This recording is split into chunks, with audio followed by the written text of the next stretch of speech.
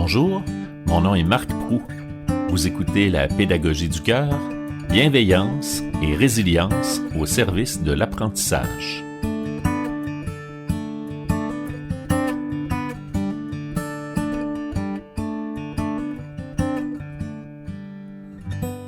Toujours à la recherche de moyens pour favoriser les apprentissages de mes élèves, je m'intéresse à la rétroaction depuis plusieurs années. Il y a environ 3 ans, j'ai profité de ma participation à une communauté d'apprentissage professionnel, une CAP centrée sur l'évaluation, pour approfondir le sujet. C'est dans ce contexte que je suis tombé sur les mots de John Hattie, professeur et directeur de l'Institut de recherche en éducation à l'Université de Melbourne en Australie. Il dit d'abord « La rétroaction fait partie des influences les plus puissantes sur la réussite. Déjà, ça attire l'attention de toute personne qui souhaite favoriser les apprentissages de ses élèves. » Et il en rajoute. En fait, c'est la seule stratégie vraiment puissante que les enseignants peuvent utiliser, quels que soient les âges des élèves et quelles que soient les disciplines. Il était donc tout à fait naturel quand j'ai décidé de consacrer un épisode du balado à la rétroaction que j'invite John Hattie à ce micro. J'ai commencé par lui demander de me parler de la puissance de la rétroaction. It's amongst one of the most powerful notions that we have in our business, Mark, and thank you for having me on. But it's also one of the most variable. A third of feedback is 0 to negative, and so you can imagine that if we could solve that problem, the power of feedback would even be even greater. So it's a topic well worth talking about, but it's a topic we need to get right. Donc, la rétroaction est puissante, mais elle est aussi très variable, ce qui peut malheureusement en réduire l'impact.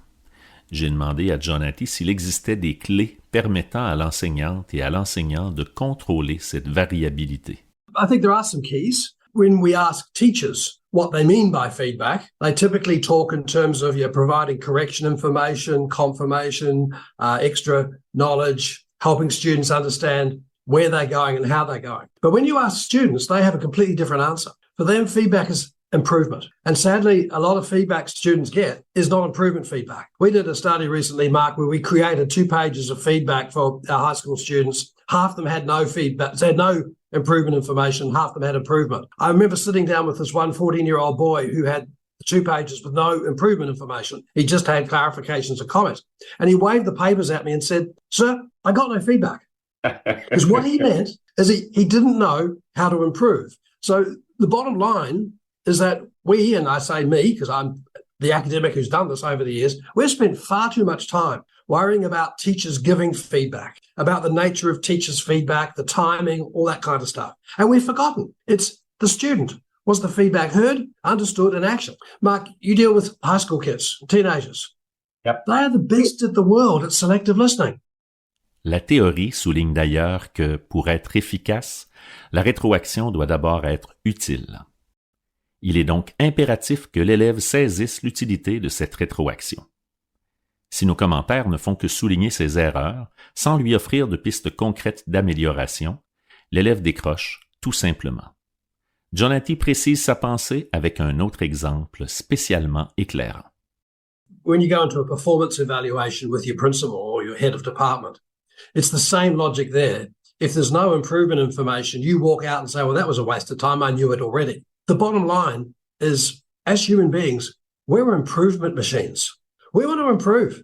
And I want you, Mark, to help me improve. Now, you're going to tell me what I did well, what I didn't do well. You're going to tell me where I need to do more or I didn't need to do more. But if that helps me improve, I'm with you. I'm going to play this game called learning. And I'm going to trust your judgment. And I'm even going to welcome when you tell me this part was done terribly. Here's how you can improve. I want to improve. If you're not going to tell me how to improve, you're just judging me. Je parlais plutôt de clés permettant de contrôler la variabilité de la rétroaction. Comme je l'ai moi-même validé dans ma pratique avec mes élèves, il faut prévoir et planifier concrètement du temps pour vérifier leur compréhension de nos rétroactions. It's a matter of checking what did they understand? What are they going to do to get better? And the minute you start doing that, the power of feedback zooms dramatically powerfully. And the students realize you're their supporter. Now, there comes a time where you are their judge, the summative notion. at the end of the course, at the end of a series of lessons. And this is the last chance. We're going to see how well you went relative. And we argue very strongly, the more you tell the students up front what that success looks like, the more you show them what an A and a B and a C piece of assignment looks like, the more they're going to work to mimic trying to get better. But there is a place for summative evaluations of what we do. The main job of us as teachers is to help them improve. And I just think it's kind of blatantly obvious. I wished it was blatantly obvious for years for me, but it's blatantly obvious. We all want to improve, so I'm just feeding it.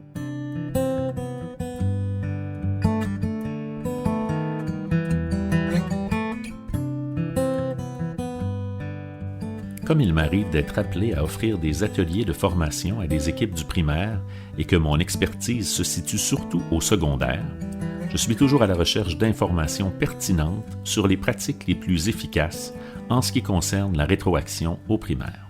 C'est de cette façon que je suis tombé sur un texte signé par Isabelle Tremblay intitulé « La rétroaction, facteur de motivation et d'apprentissage chez le scripteur débutant ». Ce texte découle d'une recherche-action portant sur le journal d'écriture libre accompagné. Isabelle Tremblay est aujourd'hui coordonnatrice des services éducatifs au Centre des services scolaires des Rives du Saguenay. Je lui ai d'abord demandé de nous situer le contexte de sa recherche. Le journal d'écriture libre accompagné, c'est des travaux de Mme Pascale Thériault là, qui travaille à l'UQAC, qui ont inspiré ma recherche parce que Oui. en participant à cette recherche-là comme conseillère pédagogique, là, j'ai bien vu les impacts importants de l'accompagnement au quotidien, au travers des tâches d'écriture des jeunes scripteurs débutants. Et là, on est passé d'élèves là qui aimaient plus ou moins écrire puis qui sentaient que l'écriture servait beaucoup à être évaluée à une démarche d'écriture personnelle au quotidien avec l'appui de l'enseignant qui va venir accompagner par sa rétroaction la réflexion de l'élève qui va vraiment développer un intérêt pour l'écriture. Le journal d'écriture libre accompagné offre à l'élève de nombreuses occasions de s'exercer à l'écriture en dehors des tâches d'évaluation. L'accompagnement, qui sera offert par l'enseignant ou par l'enseignante, sous forme de rétroaction ciblée et positive, va favoriser le développement du sentiment d'efficacité personnelle de l'élève. J'imagine cependant que pour réussir à atteindre un bon sentiment d'efficacité personnelle pour l'élève, il faut que l'enseignante ou l'enseignant qui guide, qui va mener cet élément-là, ait lui-même un bon sentiment d'efficacité personnelle par rapport à cette tâche-là. Il faut qu'il soit préparé. Quel chemin on peut lui suggérer de prendre pour se plonger dans ce type de démarche-là? Tout à fait. C'est vraiment important ce que vous venez de mentionner. Il y a eu énormément de recherches dans les 30 dernières années, 25 ans, 30 ans, sur l'enseignement-apprentissage de l'écriture et malgré tout ça, les pratiques pédagogiques ont peu évolué. Donc, il faut vraiment, je pense, que les enseignants retournent lire là, ce qui est sorti dans les dernières années par rapport à l'écriture. Il y a des choses sur le journal d'écriture, il y a des choses sur les ateliers d'écriture également qui sont sortis beaucoup. Il y a vraiment un intérêt pour l'écriture au quotidien, mais hors des tâches qui sont attendues habituellement. J'ai demandé à Isabelle Tremblay de m'expliquer de façon un peu plus concrète de quelle manière s'intègre la rétroaction dans l'utilisation du journal d'écriture libre accompagné avec des élèves qui en sont à leur premier pas en écriture. On va cibler une cible d'apprentissage qu'on va glisser à l'intérieur de notre intention d'écriture et à ce moment-là, l'élève va pouvoir rédiger un bout, on va pouvoir venir lui offrir un appui, j'irai tantôt dans des éléments concrets, oui. Là, puis lui permettre d'approfondir sa réflexion pour aller enrichir une phrase, enrichir un petit paragraphe, pour justement après ça, qu'il puisse se sentir fier et qu'il puisse avoir vu le chemin parcouru. Voici ce que tu dois écrire, voici ce qu'on devrait retrouver dans ton écriture, par exemple, un adjectif à l'intérieur de chaque phrase. Puis, on revoit à la fin qu'est-ce que ça donne. Papa lave sa voiture. Papa lave sa voiture rouge. Puis là, on va travailler avec l'élève à avoir l'image mentale qui se développe. Oui, là, tout à coup, on voit clairement la même voiture que lui, là. Et voilà. Ça fait que c'est dans ce partage-là, au travers de la rétroaction, qu'on va faire progresser l'élève. L'intention peut être de travailler à mettre en place la majuscule et le point. Ça peut être au niveau de la grammaire, ça peut être au niveau des idées. Ça peut être au niveau de la motivation qu'on va lui offrir de la rétroaction. J'ai ensuite demandé à mon invité le chemin qu'elle proposerait à un enseignant ou à une enseignante qui souhaiterait améliorer ses pratiques en matière de rétroaction. Une enseignante pourrait regarder quel type de rétroaction elle offre à ses élèves. Elle pourrait se prendre une petite feuille puis se dire, OK, une journée ou deux, là, je vais faire un petit tour. Comment je fais? Je donne beaucoup de commentaires verbaux. Je vais donner beaucoup de qualités. Bravo, t'es champion, t'as travaillé. Je vais donner de la rétroaction de quelle façon à mes élèves? Puis maintenant, il faut peut-être aller cibler certains élèves. Être conscient qu'on peut offrir une rétroaction à tout le groupe. On peut offrir une rétroaction à un sous-groupe. Mais on peut vraiment aller cibler des élèves qui sont en démarche d'apprentissage. Fait qu'on va circuler un peu plus dans sa classe plutôt que de rester à son pupitre puis de rencontrer les élèves un à la fois. On va venir observer les travaux, puis on va venir commenter sur les travaux. Et là, donc, il faut pas se donner...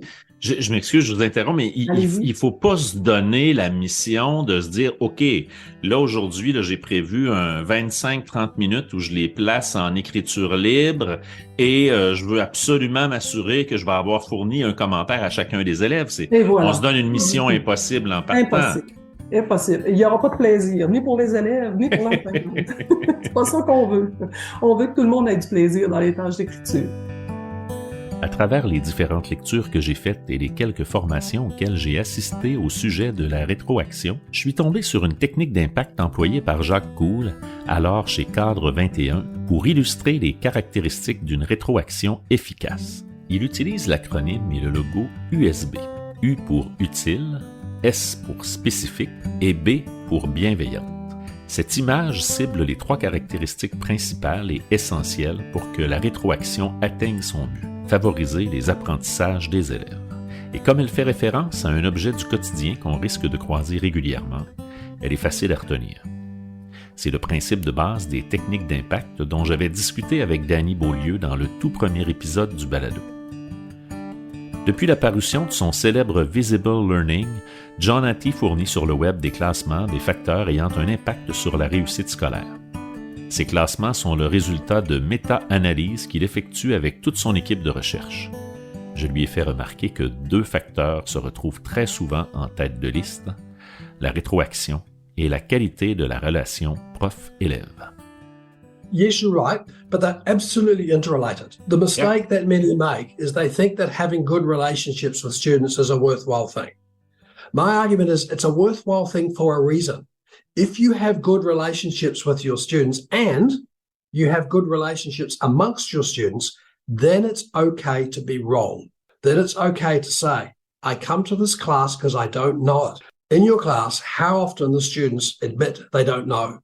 It's only if you have good relationships that they're prepared to do that. So they're absolutely right, but they're absolutely intertwined. Quand j'ai demandé à Isabelle Tremblay dans quelles circonstances la rétroaction avait le plus grand impact, j'ai spécialement apprécié sa réponse. C'est sur le moment. C'est en plein quand l'élève est dans une démarche cognitive d'apprentissage qu'on va venir lui fournir l'information nécessaire pour faire évoluer sa compréhension. C'est très précis. Je dis toujours, moi, c'est un peu comme un chirurgien qui utilise son scalpel. Il va venir faire quelque chose de très, très, très précis à exactement l'endroit où il veut porter son attention. L'enseignant, c'est la même chose. La rétroaction, c'est un outil très, très, très puissant. Puis je pense que c'est le scalpel de l'enseignant. J'ai terminé mon entrevue en demandant à John Hattie s'il avait un conseil à offrir à tout enseignant ou à toute enseignante qui souhaiterait favoriser les apprentissages de ses élèves. Shut up and listen. Listen more to how they're thinking, what their issues are, how they're understanding your feedback, what do they understand about the lesson. You teach a brilliant lesson for 40 minutes, ask them, what did you understand from that? It's the most powerful way when you hear through the eyes of the students what your impact is. C'est ainsi que se termine le 7e et dernier épisode de la 2e saison du balado La pédagogie du cœur.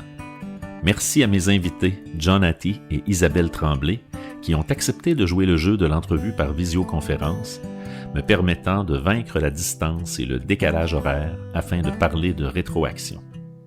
Encore une fois, merci à Simon Proulx, guitariste et compositeur. C'est sa musique qui nous accompagne lors de chacun des épisodes. Mon nom est Marc Proulx. Vous avez écouté La pédagogie du cœur, bienveillance et résilience au service de l'apprentissage.